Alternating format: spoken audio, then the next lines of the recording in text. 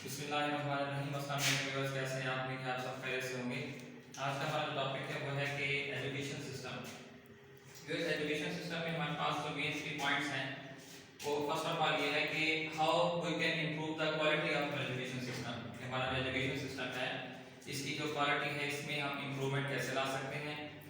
उसके अलावा जो सेकंड हमारा जो मेन पॉइंट है वो ये है कि what is our education system, कि हमारा जो एजुकेशन सिस्टम है, हमारा जो तालीमी निज़ाम है वो क्या है, कैसा है, उसके जो है वो मेरिट्स क्या है, डिमेरिट्स क्या है, इस हवाले से डिस्कस करते हैं। थर्ड है हमारे पास कि what is the role of a teacher to improve the quality of education system.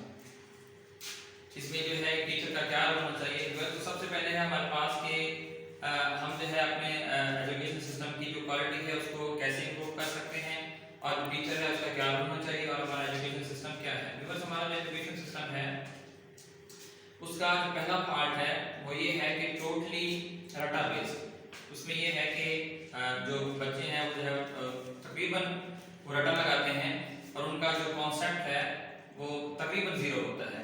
इस सिस्टम की जो नाकामी की पहली वजह क्या है कि हमारा जो सिस्टम है वो टोटली रटा बेस्ड है।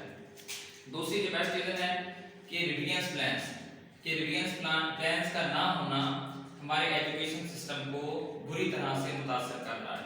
ओके, रिवीजन प्लान का ना होना, अगर रिवीजन प्लान है तो बेस्ट नहीं है, क्योंकि वो जो रिवीजन प्लान जो एक टीचर प्रोवाइड कर रहा है स्टूडेंट्स के लिए, तो वो उसके स्टूडेंट्स को जो है वो बिल्डअप करने में, उसको ग्रूम करने में मेरे ख्याल में सफिशिएंट नहीं है। तो तीसरी चीज है वो ये है कि टीचर का जो कोऑर्डिनेशनशिप है स्टूडेंट के साथ और पेरेंट्स के साथ ना होना एजुकेशन सिस्टम में जो पॉजिटिविटी है, जो पॉजिटिव चेंज है वो ना होने की जो मेन वजह है वो ये है कि टीचर का स्टूडेंट्स के साथ और पेरेंट्स के साथ जो है वो कोऑर्डिनेशन नहीं है। इसके अलावा जो थर्ड है हमारे पास कि हमारा जो सिस्टम है एजुकेशन सिस्टम वो टोटली लैक्सिंग सिस्टम है। बस क्योंकि लैक्सिंग सिस्टम में पता है आपको कि लैक्सिंग में जो है ना ज़्यादातर जो रोल होता है वो टीचर का होता है। इस वजह से जो बच्चे हैं वो ज़्यादातर टीचर की बात को सुनते रहते हैं, अगर उनको अंडरस्टैंड कर भी पाते हैं या नहीं भी कर पाते समटाइम।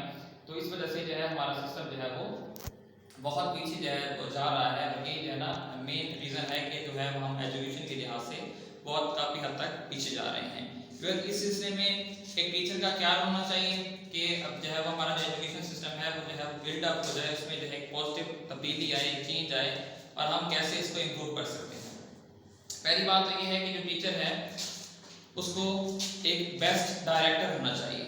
बिकॉज डायरेक्टर से बात ये है कि टीचर के अंदर ये क्वालिटी होनी चाहिए कि अपने बच्चों को बेस्ट डायरेक्शन दे, कि उस बच्चे को पता होना चाहिए कि मैंने क्या करना है, मेरी फील्ड कौन सी है, उस फील्ड में मुझे एडवांटेज, मेरे जो एडवांटेज है वो क्या है, डिसएडवांटेज क्या है। जब तक हमें डायरेक्शन का पता नहीं होगा तब तक जो है वो हमारे अंदर किसी भी किस्म की जो तब्दीली है वो नामुमकिन है।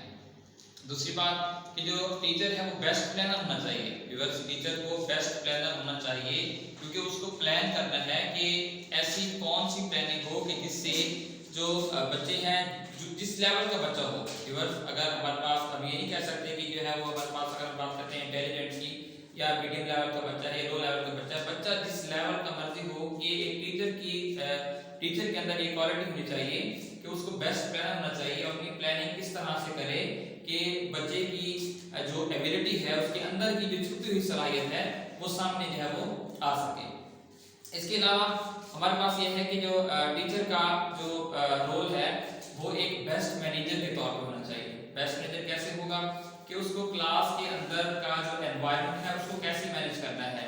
मतलब ये टीचर का जब अगर टीचर बेस्ट मैनेजर होगा उसको पता होगा कि मैंने जो स्टूडेंट्स हैं ऐसे हैं, कुछ स्टूडेंट डल होते हैं और कुछ इंटेलिजेंट होते हैं, तो उन स्टूडेंट्स का बाकी इंटेलिजेंट स्टूडेंट्स के साथ जो है वो कोऑर्डिनेशन जो है, उनका जो रिलेशन है उसको कैसे जो है वो स्ट्रॉन्ग करना है, और ऐसी कौन कौन सी चीज़ें जो है मैंने क्लास के अंदर मैनेज करनी है, क्लास के एनवायरनमेंट को।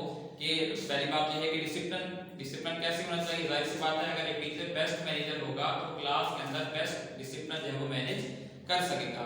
अदरवाइज डिसिप्लिन जो है वो, डिसिप्लिन ना होने की वजह से जो एजुकेशन सिस्टम है वो ऑटोमेटिकली डिस्टर्ब होगा।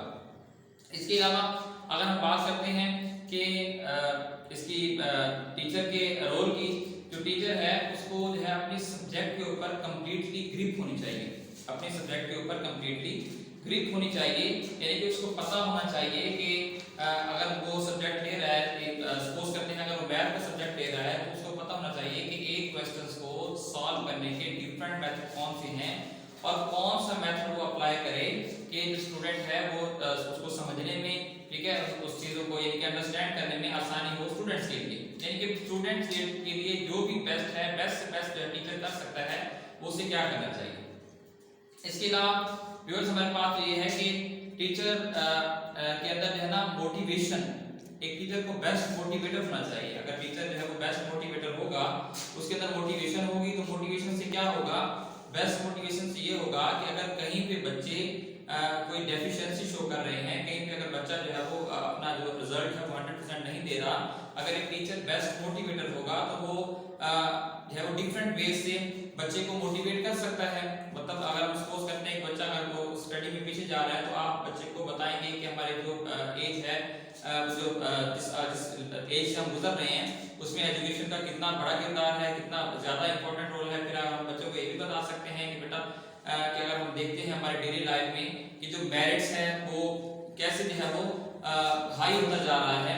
अगर हम बच्चों को बताएंगे हमारे डेली लाइफ के हवाले से, जो भी हम कुछ एग्जांपल देते हैं, ताकि बच्चे के अंदर एक मोटिवेशन पैदा हो। मोटिवेशन जब पैदा होगी ऑटोमेटिक तो स्टडी में उसका इंटरेस्ट होगा। जब स्टडी में इंटरेस्ट होगा तो इससे जो है हमारा एजुकेशन सिस्टम जो है वो बेटर हो सकता है। इसके अलावा कि अगर हम चाहते हैं कि स्टूडेंट्स के अंदर पॉजिटिव चेंज आए, पॉजिटिव चेंज की बात पहले भी हमने की, तो उस हवाले से ये ज़रूरी है कि टीचर को किसी भी बच्चे को क्लास के अंदर पॉइंट आउट ना करे। किसी भी बच्चे को अगर एक्सपोज करते हैं, एक डल बच्चा है तो समटाइम्स उसे नाम दिया जाता है कि हाँ ये क्लास के अंदर जो निकम्मा बच्चा है, हाँ ये क्लास के अंदर जो बच्चा है ये इंटेलिजेंट है। तो इससे क्या होगा, इससे ये होता है कि कुछ ऐसे बच्चे कि जो समटाइम क्लास के अंदर अच्छा परफॉर्म नहीं कर पाते, हालांकि उनके अंदर एबिलिटी होती है, और उससे ये होता है कि उनके जो अंदर की एबिलिटी है वो ऑटोमेटिक काम होती होती खत्म हो जाती है। तो इस हवाले से